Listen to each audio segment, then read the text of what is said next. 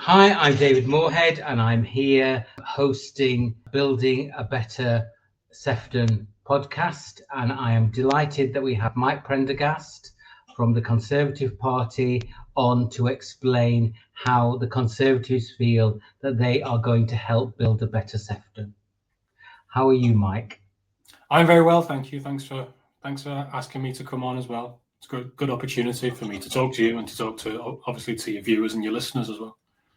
Right, thank you very much. Now, the first question is, can you explain your current position and how do you feel your party is going to help build a better Sefton, considering that you are in the minority? Very much in the minority at the moment. Yeah. Sorry, I was going to say, and perhaps you could explain why you are in the minority. So, as we said before, I'm Mike Prendergast. I'm the Conservative group leader on Sefton Council.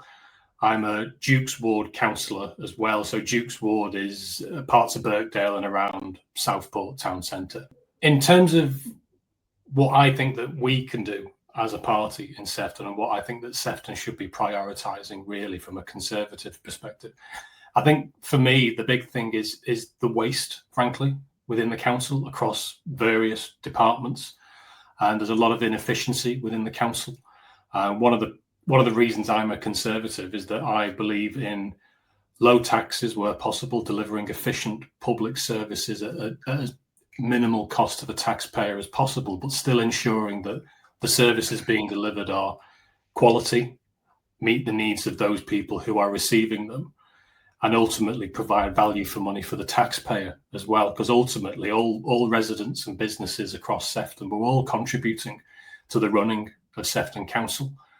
And I think that some of the projects which have been embarked on over the last few years and the way some departments have been managed hasn't been to the betterment of Sefton or the residents, the businesses and the people who receive those services, really. So I think that what we as a Conservative Party, what we're doing at the moment, is that we're holding the ruling Labour administration to account, because they do have a very sizable majority on Sefton Council right now. That might change in future, but where we are right now, that is the case for ourselves and for other opposition parties as well, really. And we're all doing our best to make sure that the decisions that are being taken by Labour are scrutinised, that they're held to account, and that where possible we can try to get the changes, if we can, to try to deliver better services and improvements for Sefton residents and businesses, really.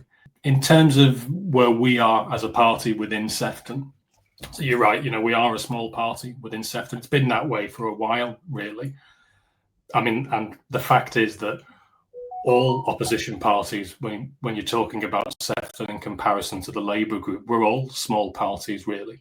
If you're talking about Conservatives, Liberal Democrat, Greens, independent councillors and so on, we're all small parties in comparison to the ruling group. But one of the reasons why we are where we are at the moment is that for a long time, our party, so my party, has been in power in national government.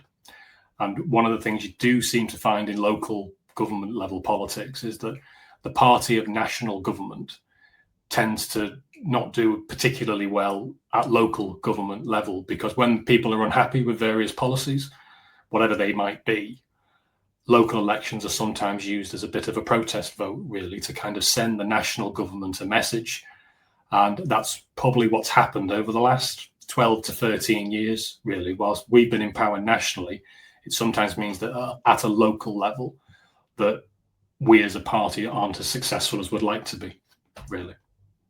Right, no, thank you very much for that. And I do think you yourself on the Children's Scrutiny Committee have held Sefton to account. So I thank you for that. Yeah, I think it's really important on that committee actually as well, because that's one of the biggest issues I think Sefton's had over the last, whilst they've been in power, really. And the culmination of that was the 2022 Ofsted report. And yes, they've had a better report recently, but it was the preceding decade which led up to that. And one of the big things I thought as being a member of that committee, really, is that, I mean, this is one of the problems with Sefton Council, is that all the overview and scrutiny committees are controlled by Labour councillors. So they're marking their own homework, really. But I saw my role on that committee to hold them to account and to ask difficult, uncomfortable questions. And sometimes there were difficult exchanges of views. people didn't like the questions that were being asked. But from my perspective, one, I didn't particularly care if it made people uncomfortable. But secondly, it was important to ask those difficult questions as well. Right, no, thank you. I'm going to ask you an uncomfortable question now.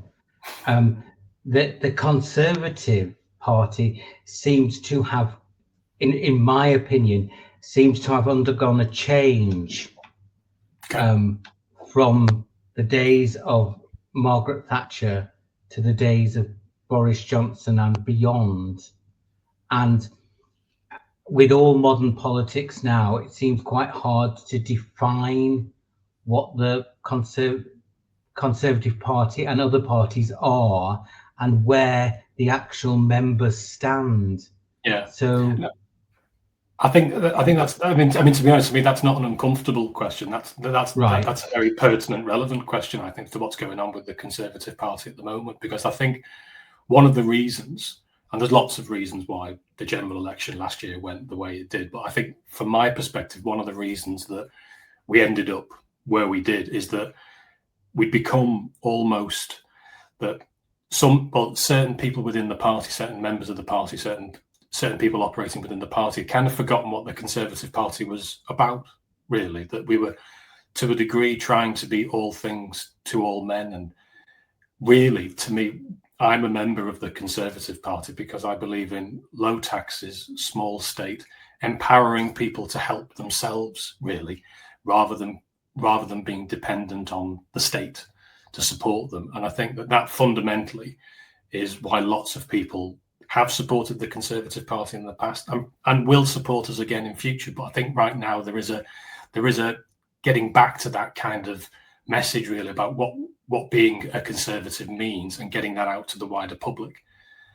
It's difficult at the moment. There's no getting away from that. We're not long after a big general election defeat. But I think that the party in general it's heading the right way, which we're starting to get those messages across. I'm hoping that after the party conference, we might see some more policy announcements about how you kind of flesh those ideas out, really. So it's good talking about general principles, but ultimately you've got to be able to give people policies that they can relate to and how it's going to improve their lives, really. And because that's what it's all about, is making people's lives better. Yes, thank you for that. But currently, am I right? There were 4 Tory councillors. You are, and you've only got 3 now because we have one has gone to Reform. He has, yeah. Was that a surprise? And do you feel that there seems to be a national trend that some Conservatives are moving to Reform? Well, I mean, I was certainly disappointed that it happened. I'm not going to beat around the bush. I wasn't particularly pleased when I found out it was going to be happening. But it's not unique to our group in Sefton. Like you say, it's happened to other councillors across the country. There's MPs as well have done it. I think it started to be the case that a couple of Labour councillors in other parts of the country have joined Reform as well. So there's no getting away from the fact that in the opinion polls, Reform are doing well. That is attractive to some people. Some people are very conscious of the fact that they will have elections next year, and not for everyone, but for some people, they'll be thinking, how am I best going to get re-elected next year or whenever their election is upcoming? For me, that's not going to be happening for me. I'm a Conservative for the reasons I've said before, really. And I don't, for all people talk about Reform being a party of the right of politics, if you like, the centre right, the right, economically, etc., etc.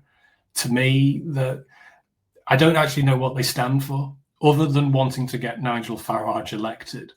Ideologically and in terms of the political convictions, I don't know what they believe in. And sometimes you hear them talking about, well, we want lower taxes, we want to empower people to help themselves. That sounds quite conservative, really, but then in the same breath, you hear them talking about, well, we want to increase spending on welfare, we want to nationalise major industries, we want to spend huge amounts of taxpayer money on public projects, which will ultimately cost hundreds of billions of pounds and will end up with taxes going up. So to me, I don't know what they stand for. I was going to say, I've read their manifesto and I thought it had huge gaps of knowledge, of understanding of how to run a country. I think the education one was, we want to be able to tell teachers what to teach. We want more patriotic history, what does that even which mean? is a vote winner. But they haven't addressed there's actually a shortage of teachers, so there's not going to be people standing in the classroom to carry that out. So it didn't seem. It's not well thought out. It's sound bites, it's headlines, it's all about grabbing attention on social media or on TV, and it's not well thought out policy.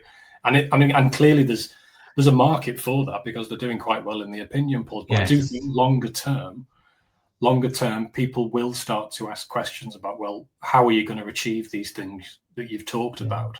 The manifesto at the last general election, I think when it was costed up, it was, depending on who you read, but it was costs of 120 to 150 billion pounds. I mean, where is the money for that going to come from?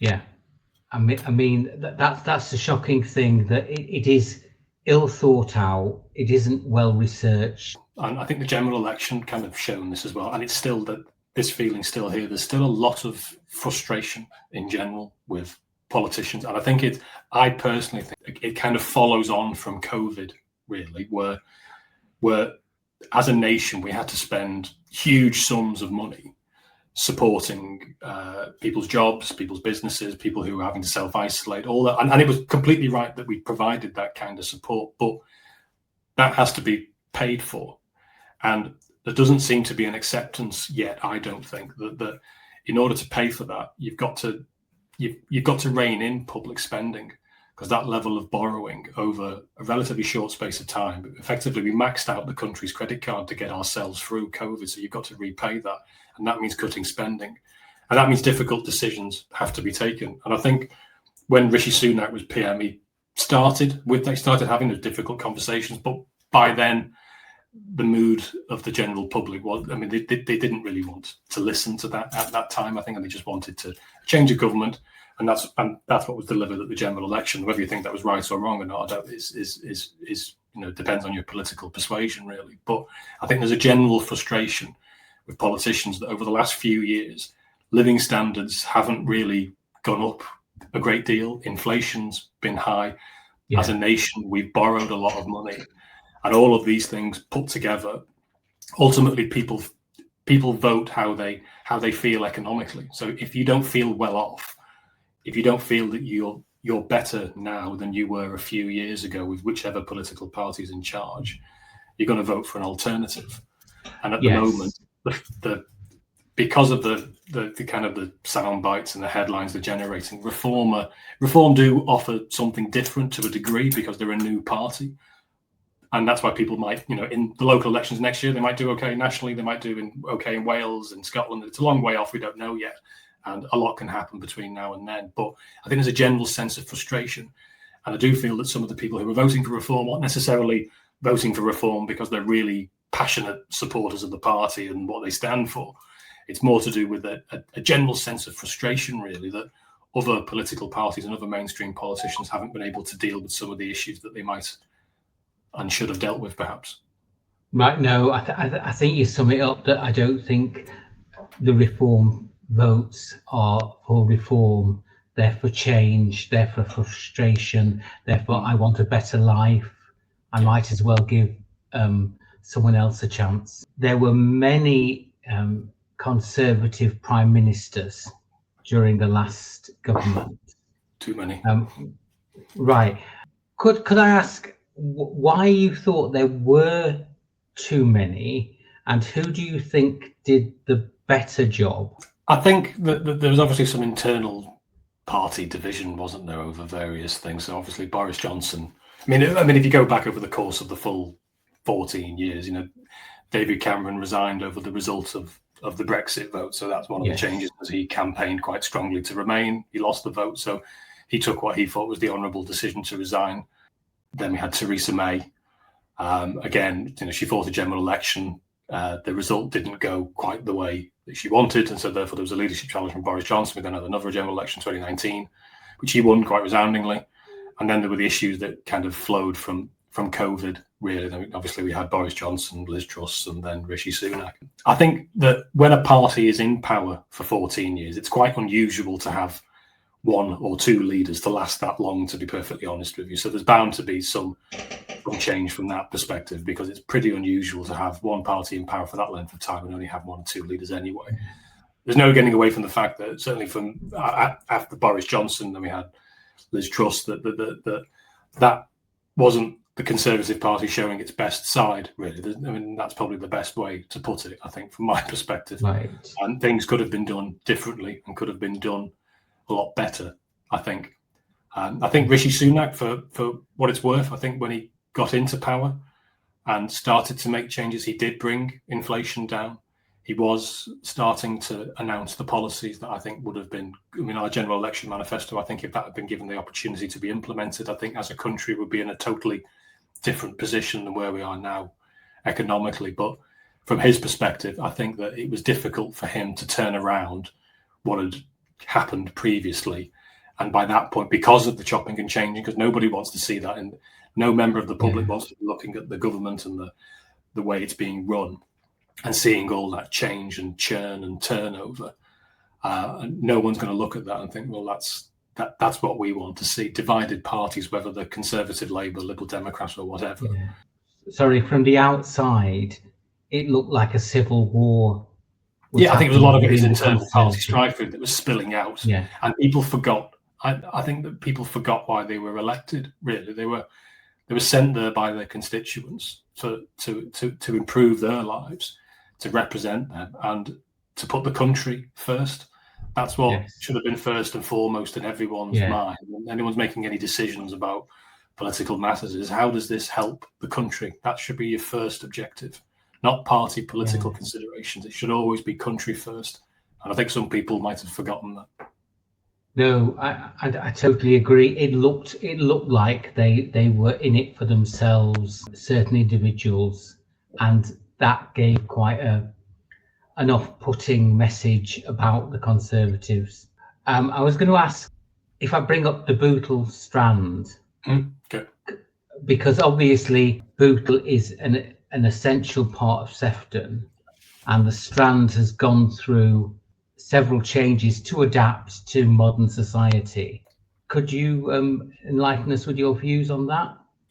I mean, the first thing I want to say is that sometimes when we or other parties besides Labour talk about Bootle Strand, is sometimes we're painted as not caring about that area, or that we're painted as saying, no, we don't want to see any kind of regeneration in Bootle or in any parts of the south of the borough, really. I mean, that couldn't be further from the truth. I want to see Sefton, north to south. I want to see Sefton do well, and I want to see the people of Bootle get the facilities and the improvements that they deserve, just as much as the people of just as much as I think the people of Southport do. But in terms of the specific development and what's gone on with Bootle Strand it was purchased in 2017, I think, wasn't it? That's when it was initially purchased. I think that as a purchase, as a project, I think it's been a disaster, quite frankly. I think that the council borrowing £32.5 million to buy a commercial property portfolio, which is what the Strand is, really. It's a portfolio of commercial property at a time when no one in the commercial property market was buying commercial property, because people could see what was going to happen. It was going to come down in value. So they took out a loan for £32.5 million to buy it. That loan over the course of 25 years is going to end up costing the council £42.5 million. Now, every year, Sefton Council spends £1.7 million a year servicing that loan.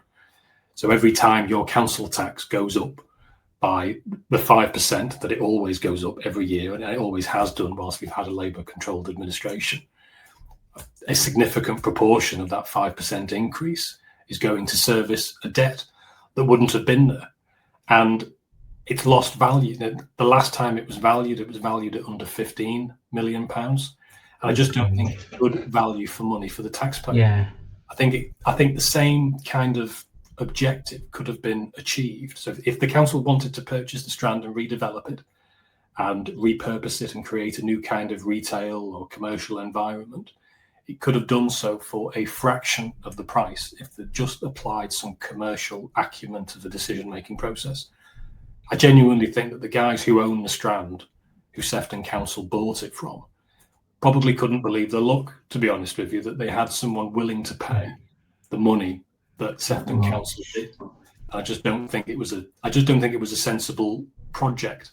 That said, though, I think that redevelopment and regeneration in Bootle and any parts of Sefton, for that matter, should always be looked at. Of course, it should be, because it can, can improve people's lives. It can improve the local economy, better local jobs, gradually bring up the standard of living for everyone living in the area by doing things like that. But this, as a project, it wasn't a good one, really. I don't think it was good choices. No. It's all choices that have been made over a prolonged period of time, I feel. No, thank you for that, and for the figures, because sometimes people don't bring in the financial aspects. It's just comments. There's no connection between the council and the people who they bought it off. I don't think so. No, I think from memory, I think it was owned by a company that was based offshore, and I think I don't think there was a connection between the council and the company they bought it from. Right. Okay. Thanks. We've also mentioned children's services. Is there anything else you'd like to say about children's services? Well, I think that, what I want to say is that I think that what happened, up until 2012 to 2022, when we kind of had the decline, really, in the quality of service that was provided to the most vulnerable children in the borough, I think that frankly was shameful, really, because again, I think poor choices and poor management over a prolonged period of time led to that outcome, really. And we ended up with an inadequate rating, a central government official being sent in to oversee the whole improvement process and the improvement journey. We had multiple changes of directors of children's services. The culture within the council, I feel, what I mean by that is at a senior management level and at a political leadership level, wasn't questioning enough of what was happening.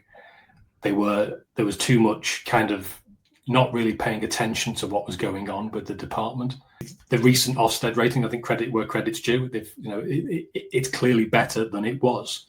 It's not perfect. There are still things that need to be addressed. I think, particularly with special educational needs, I think there's significant issues there that still need to be addressed. But there has been an improvement. But we should never have got to that stage in the first place, I don't think. You've mentioned some of the reasons why you think we got there. Terrible period and terrible services. Can you shed a light on perhaps the motivation behind the decline? Why they weren't keeping their eye on the ball? Why it wasn't important? The honest answer is I'm not 100% certain, really, because to me, as a council, councils do lots of things, and sometimes they do too many things, really. We've just talked about Bootle Strand. That's probably something that I don't think the council should be engaged in, which is, commercial property speculation. But there are certain services which the council is obliged to provide by law, and children's services, so providing that statutory framework to look after the most vulnerable children in the borough, is probably the most important job, I think, that any council has. And every councillor, when you're elected, as well as becoming a member of the council, you become what's called a corporate parent. So effectively, you become a parent to all of the children which are in your care, really, during your period of office. And for the life of me, I cannot really understand why Labour didn't give this issue more attention and more focus. Because the public face of the Labour Party is they're the caring, they're the sympathetic party, they're the people who look after the most vulnerable, etc., etc. But the experience of many people with Sefton Council is the opposite of that, really. And when those of us who did start to criticise the council for their failings when the Ofsted report came out, we were shouted down by Labour councillors. We were told we were asking difficult questions. We were told we should be looking to the positives and looking to the future, etc., etc. When we were saying that, no, actually, you need to learn from the mistakes which have been made so that this doesn't happen again in future. So in answer to the initial question about why, I can't give you a specific reason why. I don't know if it's just because of complacency, because, you know, the Labour have been in power for a long time in Sefton. Sometimes complacency can breed those kind of attitudes. I think the culture wasn't one of being critical. No one was allowed to be critical of anything really within the council, and I probably feel that applies to children's services as it does to other areas of the council. And you've got overview and scrutiny committees. So like the one I sat on, I was one of only 2 opposition councillors on that committee. Now, the chair of that committee, and it's the same with all the other overview and scrutiny committees, really, they're chaired and deputy chaired by Labour councillors. So that's not healthy, because they're not really scrutinising the executive. The point of these overview and scrutiny committees is to be a critical body, really, to hold the executive to account, and do so in terms which sometimes make people feel uncomfortable, because when you make people feel uncomfortable, they're more likely to act, I find. No, I totally agree. And I think it has been a kind of mystery to why Sefton was so bad for so long. And again, because it's got a Labour majority, they do sit on all the scrutiny committees. They do control all the scrutiny. We have asked them to appear on this podcast, and they've refused. And I can't for the life of me think how a bigger threat we are as a podcast, because they would be able to explain their views, but they've just categorically refused and banned their councillors from appearing. Oh, really? I did not know that. Right. Okay. Yes. All the councillors have to get permission from Liz Dowd. Right. And the people we have asked have all been turned down. Right. Okay. I did not know that. Which is strange, because every other party is coming on. I think being Conservative in Sefton, you are open to lots of difficult questions in an interview, but at least you're ready to be there and to say and explain. Yeah, I think that whether you're a Conservative councillor, Labour councillor, Liberal Democrat councillor, you know, whichever party political affiliation you might have, or whether you're independent, that ultimately you are elected by the people. So you have to answer sometime. And obviously doing things like this and any, you know, broadcast interviews, radio, press, all that kind of stuff, it's part of being held accountable, whether you like it or not, really. And so, I mean, if I'm asked difficult questions, I'll try and answer them as best I can, but I wouldn't shy away from them just because I was worried about being asked a difficult question. Yeah. A difficult question here comes on the redevelopment of Southport. Yeah. Well, there's a lot of projects going on at the moment. So there's a lot of projects going on. There's lots of projects in the pipeline. Recently, we've had another announcement about Southport Pier. So it looks like central government are going to be providing that funding. Our issue with that is that, you know, it's great. We want the money. That's fantastic. We don't care where it comes from. As a Southport councillor, we need to get the pier back open. Yes. And it is good news that central government are sounding like they're going to give that funding anyway. We haven't got much detail, but it sounds like they're going to. The issue that we have as a party, really, I would say with Southport Pier, is that it was allowed to get to the state that it was. Again, you know, it sounds like I'm saying the same kind of thing here, but it is a repeat pattern. It was allowed to get to the state that it was over a prolonged period of time. So the last Conservative government gave Sefton Council £2 million back in 2017 for the specific purpose of refurbishing and repairing Southport Pier. The job that was done was a botched job, really. It wasn't done properly. There were issues with the contractor. There wasn't enough oversight, and basically the money that was spent wasn't spent wisely. So we then ended up with the pier being closed at the end of 2022. So maintenance of the pier is an issue. We need to see a plan for that. It's all well and good spending 20 million quid on getting it open, but we don't want to be in this position in 10 years' time again talking about, oh, well, the pier's closed because it's not been maintained properly. And there are other projects in Southport as well. So we've got the proposals regarding the Town Hall Gardens. There's the Marine Lake Exhibition Centre, which is being rebuilt as well. So that was from the last Conservative government awarded a grant of £38.5 million via something called the Town Deal. So the big centrepiece of that particular project was redeveloping the old theatre and building this new exhibition centre. That's run into problems recently. So Sefton Council appear unable to get a contractor to carry out the building of it. So they've knocked the old one down, but they can't engage a contractor to build a new centre. And I fear that the Sefton Council is going to be left with two options, really. It's either going to be borrow or spend more money to make the project bigger, or to make the budget bigger so that they can entice a contractor to take it on, or scale it back in terms of its size and scope. I suspect, I don't know this, but this is just me kind of working out what I think they might do. I suspect they will look to borrow money to increase the budget. And I think it's a failure of project management over a long period of time here that they haven't been able to secure a contractor, that they've knocked down the previous theatre without securing that contractor first. The whole management of the project hasn't been handled very well.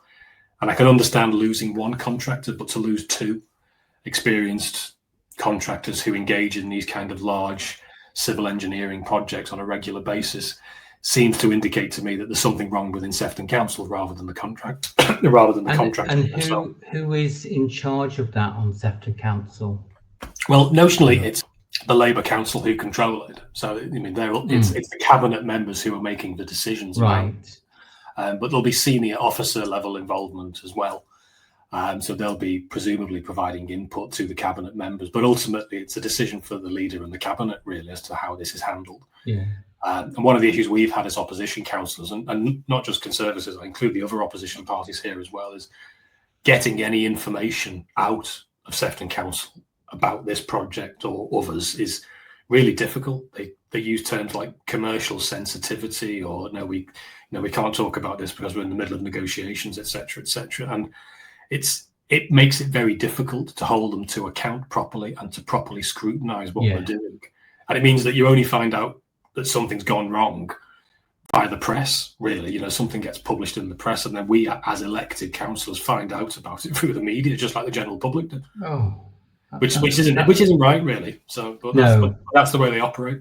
Yeah, because we've had other people on the podcast who wanted to get local businesses involved in the redevelopment. And people were saying, well, some local businesses don't have the skills.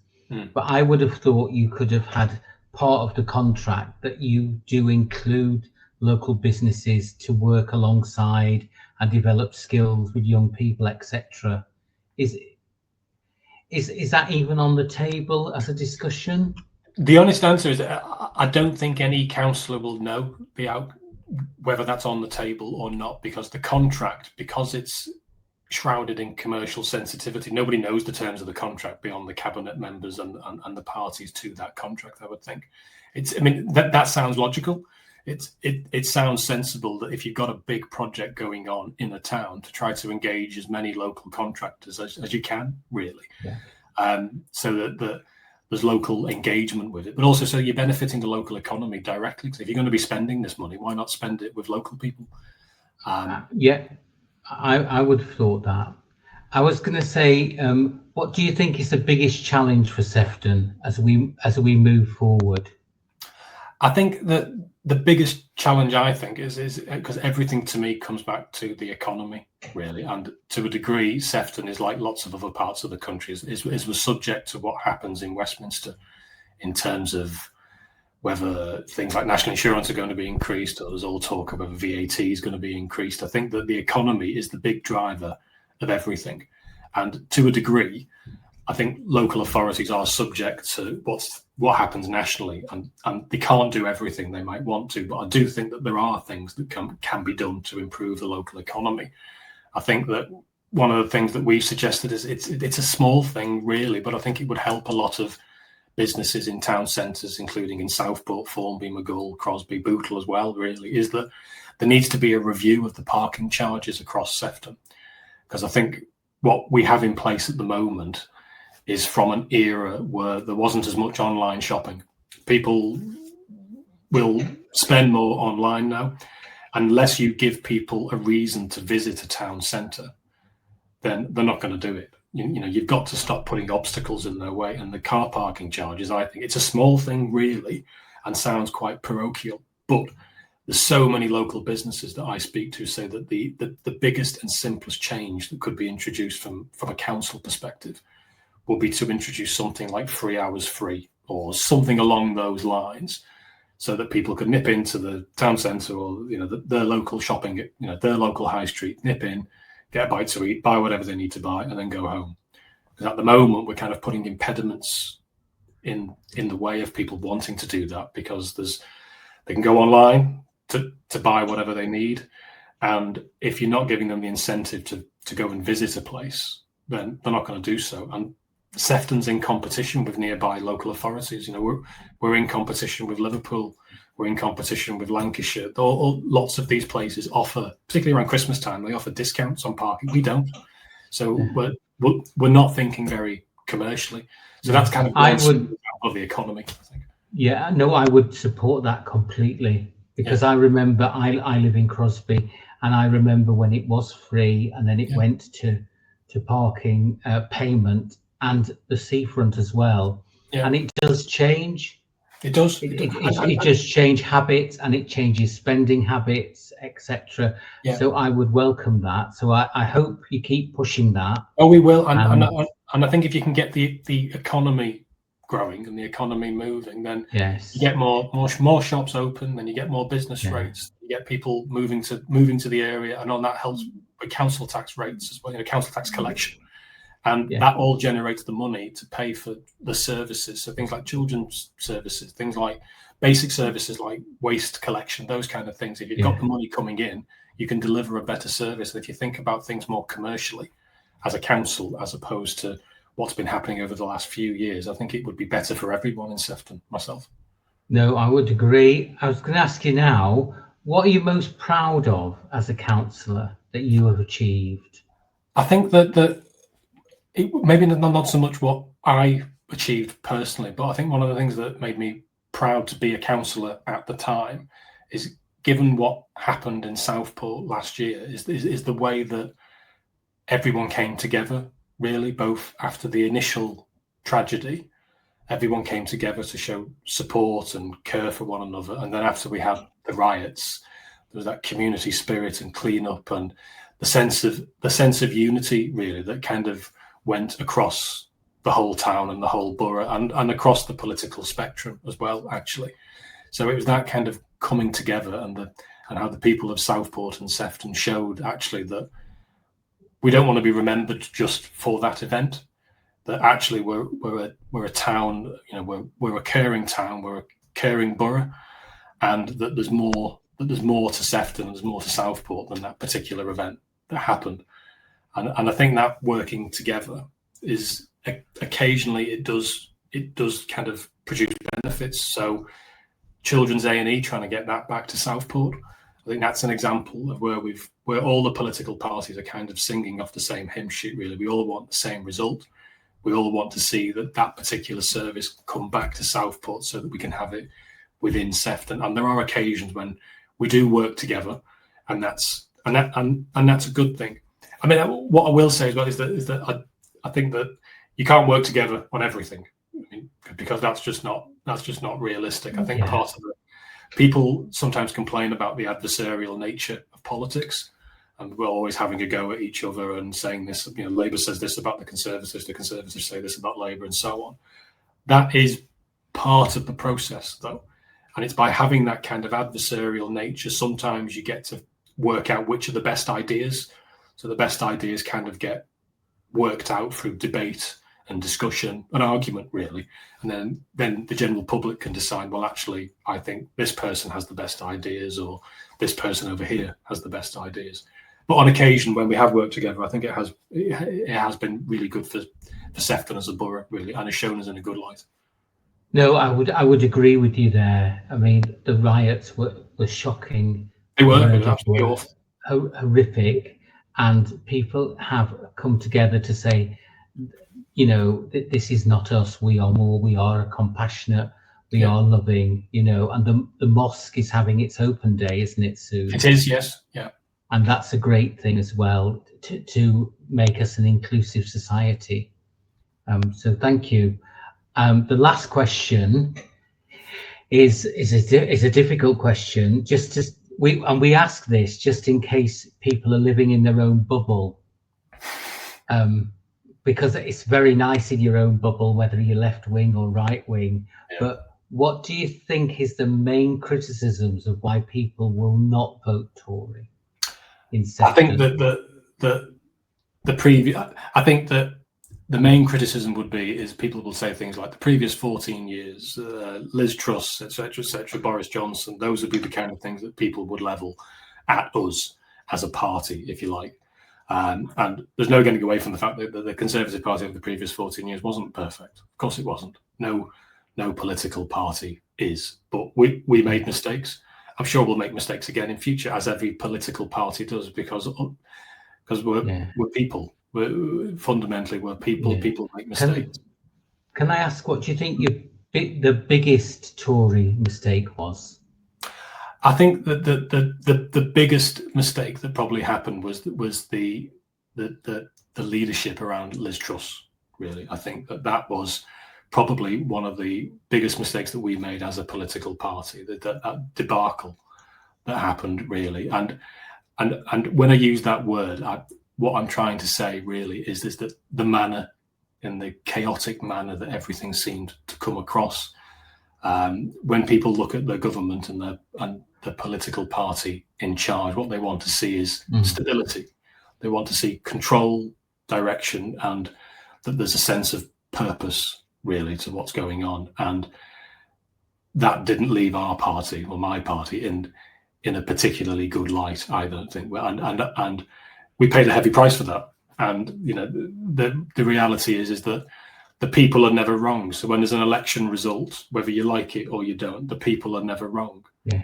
They will have given that judgment because of, that might have been one factor for other people. It might have been other factors. But they've given that judgment, and the nature of a democracy means that you obviously have to accept that result, but the people are never wrong, whether you like it or not. You can moan about it, you can complain about it, but ultimately it's your fault as to whether or not you win or lose an election. Yeah, no, quite right. That is democracy. It is, yeah. Labour are going to always say, right, that you cut funding, and that's why everything's the way it is now. Yeah, see, so when they talk, that's their pat answer. Quite often the line is the Tories cut X million pounds from Sefton Council's budget, etc., etc. So you've got to look at it from there's a few points with that, I think. So the first thing to say is that Sefton Council's budget didn't get cut. So when you look at what the budget back in 2010 compared to what it is now, it's actually gone up. So the actual overall budget has increased. So when people talk about cutting the budget, what they're talking about is the central government grant. So that's what was reduced. And in effect, the Conservative government said that councils need to get their house in order and run their services efficiently, effectively, and within the budgets that they have available to them, so that when things go wrong, they can't come running to central government saying, "Can you give us some more cash?" Because there isn't a magic money tree. It just isn't. And the reason that decision had to be taken back in 2010, if people remember, is that at that general election, and I know this is 15 years ago now, but the country was skint. Quite frankly, the country was broke. We just had a massive financial crisis, and Labour had done nothing in the years preceding to get a control of government debt or the deficit. So we ended up in a position where the Conservative government had to make some very difficult decisions to make sure that the country's books were balanced. So that's the first point, I think, to say that the budget's not been cut. What people mean is the central government grant isn't as high as what it would have been previously, but there's reasons for that. Now you look at what each individual council has to do themselves to operate within their budgets. So there are certain core services that they have to provide. So we've talked about children's services. That's a statutory function that the council has to provide. Things like waste collection, education, etc., things they have to provide. But there are things they don't have to provide. And this is where Sefton have gone wrong, I think. So engaging in commercial property speculation, which is what Bootle Strand is to me, they didn't have to do that. They didn't have to set up a catering company which runs at about £600,000 deficit think the last time we looked at some of the numbers. They didn't have to set up a building company like Sandway Homes, which doesn't make any money and which the council has underwritten millions of pounds of guarantees to.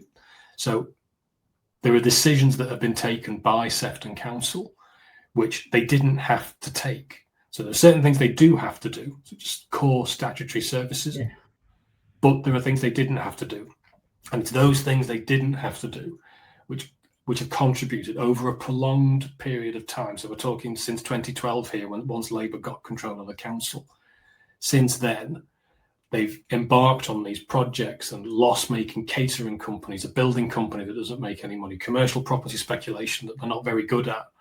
They should leave it to the private sector.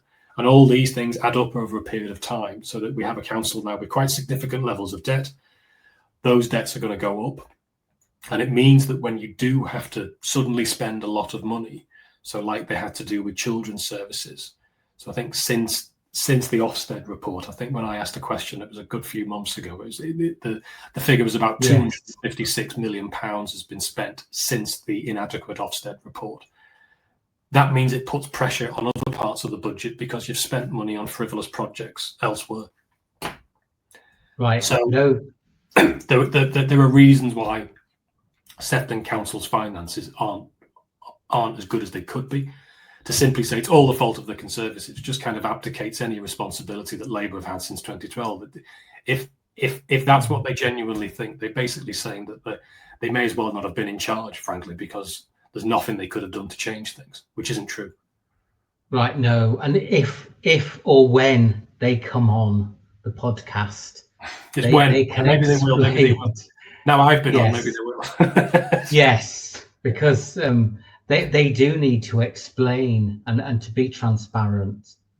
But can I just say thank you so much for coming on, no problem, giving of your time and explaining, your role and also the role of the Conservatives in Sefton, because I think collectively our aim, whatever our political persuasion, is to build a better Sefton. It is. I think everybody wants it to be better one way or the other, don't they? Really? Yes. It's just that we all come at it from slightly different viewpoints, but I think fundamentally everyone wants the best for the people who live and work here. Yeah, absolutely. And thank you so much. No problem. Okay, thanks very much, David. Yeah, okay. Take care. You too. Bye now. Right.